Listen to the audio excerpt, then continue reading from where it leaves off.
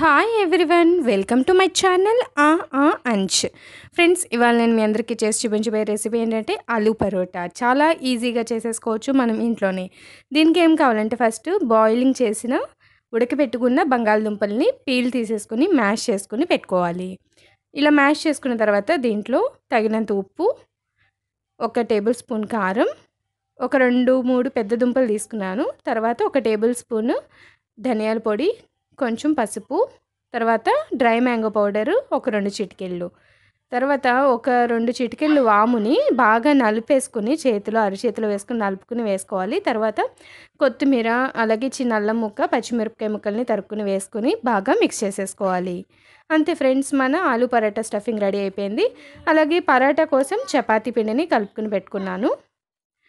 చపాతీ పిండి ఎలా కలపాలో తెలుసు కదా అందరికీ, సో అందుకని ఎక్స్ప్లెయిన్ చేయలేదు. సో ఇలా చిన్న ముద్దను తీసుకొని చేత్తో ఒత్తండి. సో ఇలా ఒత్తుకున్న తర్వాత మనం ముందుగా ప్రిపేర్ చేసుకున్న పొటాటో స్టఫింగ్ ఉంది కదండి, అది పెట్టుకోండి. ఒక 1.5 టేబుల్ స్పూన్ పడుతుంది. పొటాటో స్టఫింగ్ పెట్టిన తర్వాత నేను ఎలా అయితే ఫోల్డ్ చేస్తున్నానో అలా ఫోల్డ్ చేసేసుకోండి, ఎటువంటి లీకేజ్ లేకుండా. ఇలా ఫోల్డ్ చేసుకున్న తర్వాత ఒకసారి ప్రెస్ చేయండి చేత్తో. ఆ తర్వాత చపాతీ పిండిని పరుపుకొని మనం పల్చగా చేసుకోవాలి, వీలైనంత పల్చగా చేసుకోవాలి. కార్నర్స్లో మాత్రం మీరు కర్రతో పల్చగా చేయడానికి ట్రై చేయకండి, ఎందుకంటే పొటాటో స్టఫింగ్ బయటకు వచ్చేస్తుంది. ఈ కార్నర్స్ని ఇలా చేత్తో ఒత్తుకుంటే అది పల్చగానే అవుతుంది, అలాగే స్టఫింగ్ కూడా బయటికి రాకుండా మనం జాగ్రత్తగా చేత్తో ఒత్తుకోవాలి. తర్వాత ఫ్రైయింగ్ పాన్ పెట్టుకొని ఆయిల్ వేసుకోండి. హీట్ అయిన తర్వాత ముందుగా ప్రిపేర్ చేసుకుని ఆలూ పరోటాని వేసుకొని మీడియంలో పెట్టుకొని కాల్చుకోండి. ఇప్పుడు ఒక 2 నిమిషాల తర్వాత రెండో వైపు టర్న్ చేయండి. అటువైపు కూడా ఒక 1 మినిట్ ఫ్రై అయిన తర్వాత ఇప్పుడు టర్న్ చేసి దానిపైన ఆయిల్ని అప్లై చేసుకోండి. ఇలా 2 వైపులా కొంచెం గోల్డెన్ కలర్ వచ్చేంత వరకు ఫ్రై చేసుకోండి. మీడియం ఫ్లేమ్లో మాత్రమే పెట్టండి, హై ఫ్లేమ్లో పెట్టద్దు. సో ఫ్రెండ్స్, మన ఆలూ పరోటా రెడీ అయిపోయింది. మనం ఇలాగే మిగతా ఆలూ పరాటాస్ని కూడా రెడీ చేసుకోవాలి. సో ఆయిల్ వేసి హీట్ అయిన తర్వాత మనం పరాటా వేస్తాం కదా, అలా వేసిన తర్వాత ఇలా మూత పెట్టి కూడా మనం మగ్గించుకోవచ్చు ఒక 2 నిమిషాలు.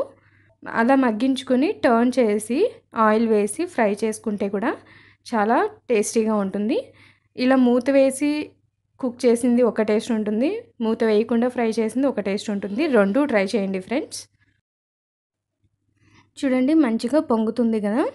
సో ఇలా మూత వేసింది బాగా పొంగుతుంది అనమాట. మూత వేయంది కూడా అది ఫ్రై అవుతుంది, ఇది మగ్గి ఫ్రై అవుతుంది. సో కొంచెం టేస్ట్ అయితే డిఫరెంట్ ఉంటుంది.